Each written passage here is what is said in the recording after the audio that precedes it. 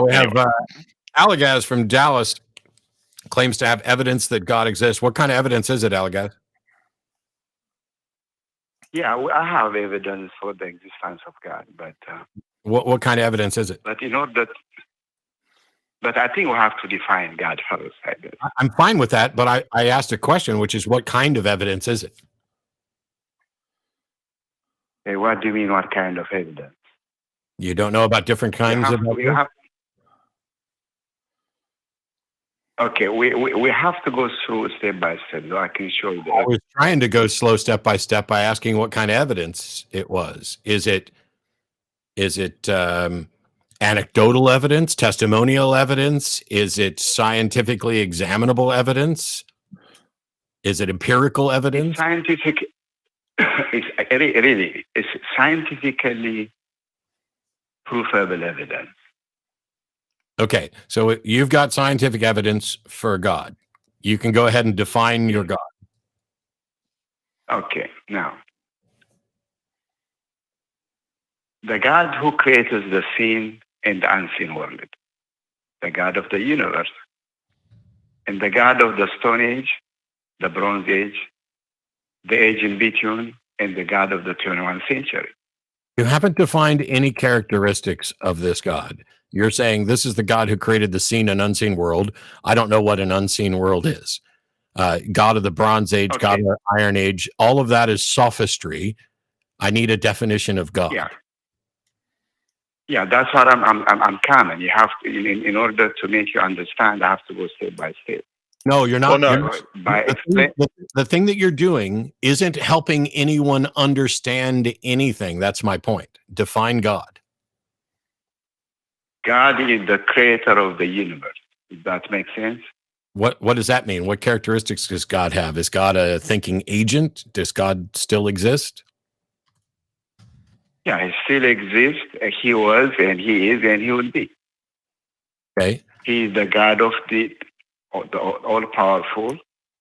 All-powerful. So if he's all-powerful, can you make a rock so big you can't lift it? I was hoping to. Pardon me? I said, if he's all-powerful, can he make a rock so big you can't lift it? He can? Oh, of course he can. He can make a rock so big that he can't lift it. Then he's not all-powerful.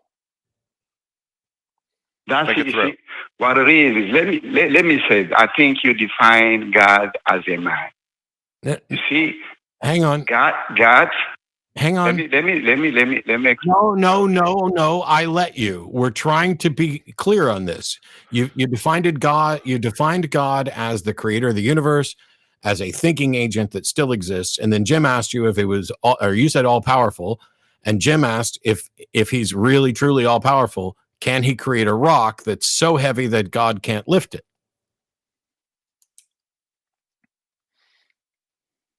He can create a stone, he can lift it, and he can create. You see, God, what you need to understand is, God is. You realize you just admitted to a paradox, correct? No, do you know what a paradox is? Yeah, I understand what you mean, but it doesn't work. For example, let me say this. You are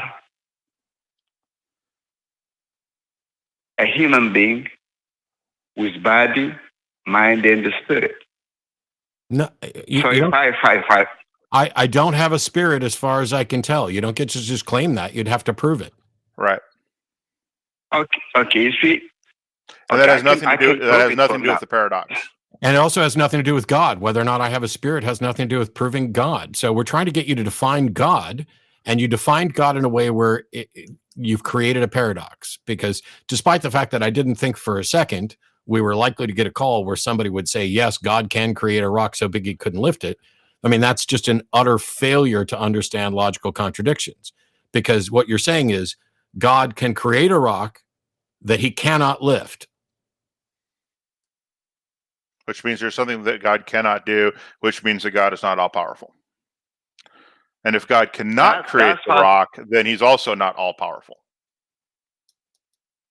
Okay, now, that's it. The power is in your choice. He can choose to lift it. He can choose No, not to lift it. that's not what that has nothing to do with choice. At all. Yeah, we're not talking about a person. We're talking about God, the creator of yeah. the world. Alligaz, listen to what Let me listen. No, I'm not letting you Mr. finish. Mr. Matt. I'm putting your ass on hold so that we can explain this to you because you don't seem to understand. Do you realize, Aligaz, that I can carve a rock that is so big I can choose not to lift it? Do you realize that? I realize that. Okay, so does that mean I'm God?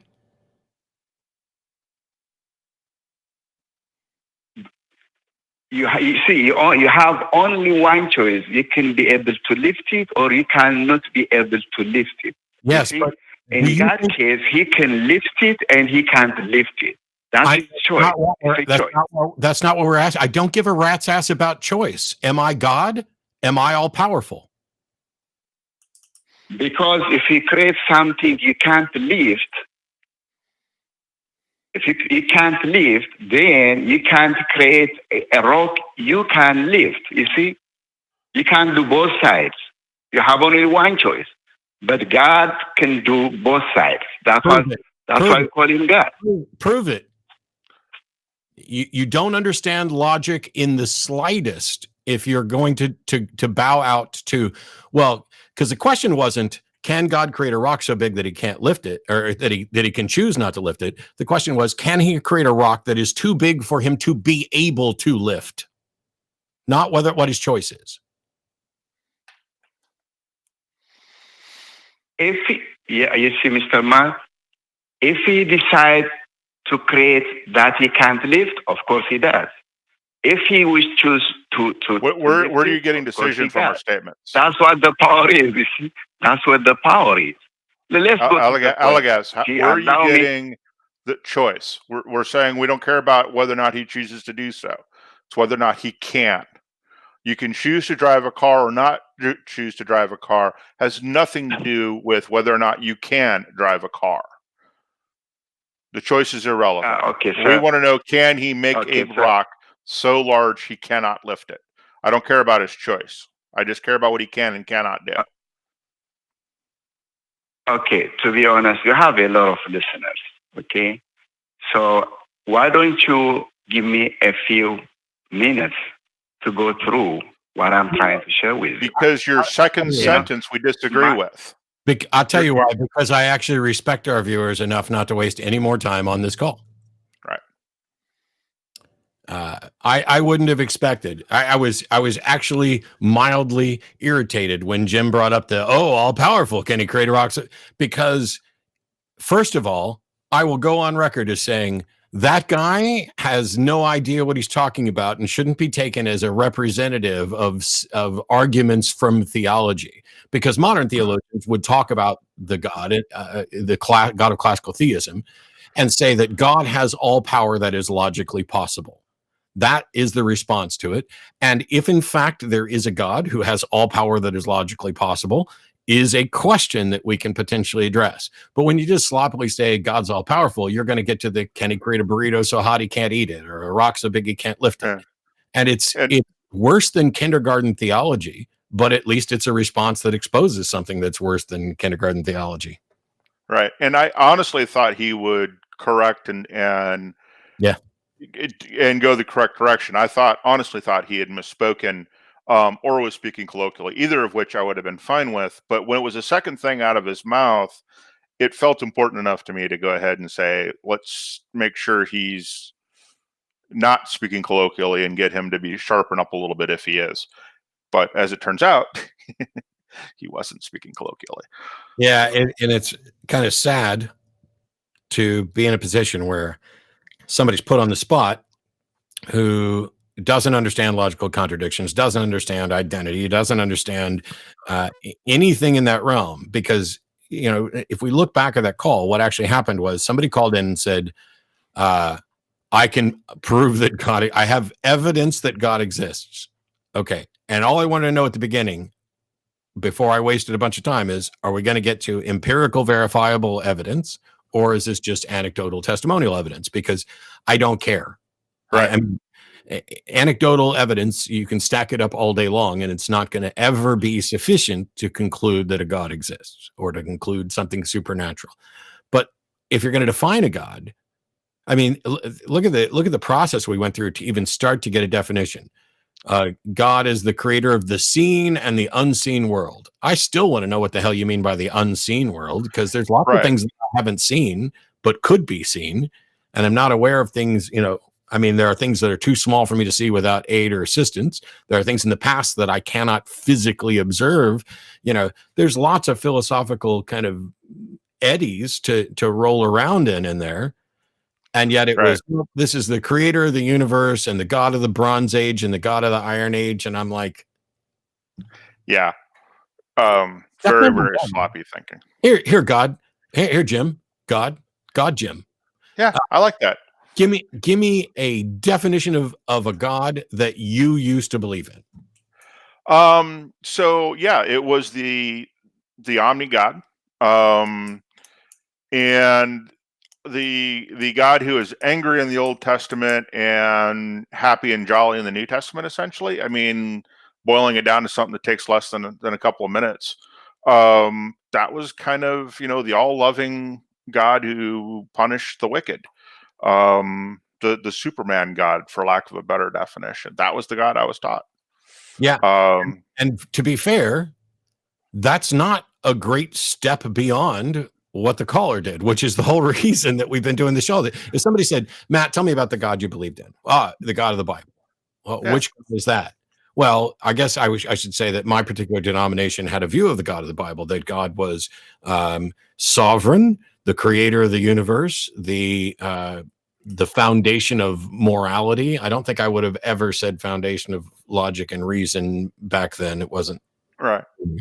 And what characteristics and qualities does he have? Well, we're made in his image, so there's a presumption that he is a thinking agent, not corporeal, who exists outside of space and time, but can intervene in space and time, who loves us and cares for us and created all this for us and wants to.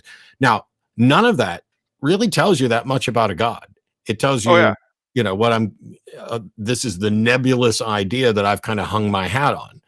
And so how would you go about proving any characteristic that you or I just cited? Yeah, and you couldn't. I think that's one of the reasons why I gravitated to science fiction and fantasy, was because the characters there were more real than the God claim, which is why I, wandered out of Christianity and Catholicism more than anything else. I think is because I can read better characters in every sense of the word. Better written, better acting, better actions, better decision making, better morals in almost any science fiction or fantasy book that I ever read.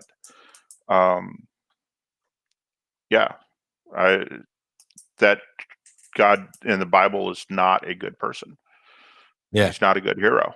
Jealous God, angry God, but all of those are characteristics. Like when I would run up against difficulties in understanding those things, it was more along the lines of God is something that we cannot fully and properly understand. We can understand just enough to kind of make this nebulous definition.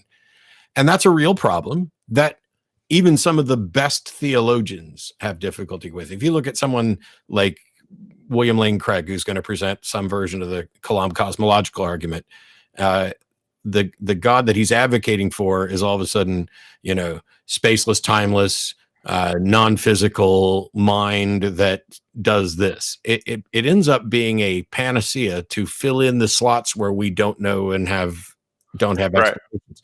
And if that's what you're doing with God, if you're just plugging God into those holes in what we can understand, then you would also have to acknowledge that you can't then produce evidence for it. You can't then demonstrate that it exists. Otherwise, it would no longer be plugging holes that we don't understand, or holes we don't understand. It would be plugging holes with an understanding. Right.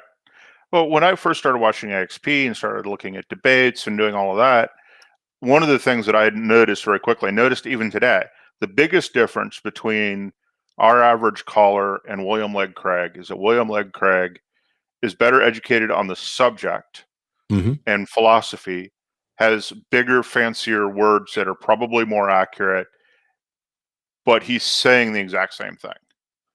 Yeah. And, that says a lot for the position, I think. Yeah, I've said before that, because people like to put Craig up on a pedestal and make fun of like Ray Comfort. Their Right. arguments and evidence aren't fundamentally different. It's just that one of them is better educated and better spoken, which means that one of them is slightly better at obfuscating the various problems, which you could view as like fast talk, smooth talk, BS, whatever. Well, I think you could also say obfuscate unintentionally, where he's using Yeah. words very, very precise. Sam Harris does the same thing. He obfuscates accidentally in an attempt to be incredibly precise in his words. Yep. And he gets misquoted that way a lot too, because he is talking about a very specific situation and somebody misquotes him to generalize. It's easy to obfuscate when you get overly precise with words with people who are not used to using words with laser point precision. So, yeah, it's tough. Yep. And I wouldn't accuse Craig of intentionally obfuscating. I think this is just what happens. I mean, I'm convinced that he's sincere in what he believes and everything else. It's just that he's dug a little deeper on the various problems within philosophy for which we don't have answers, and he thinks that he does. And the answer is seemingly always God.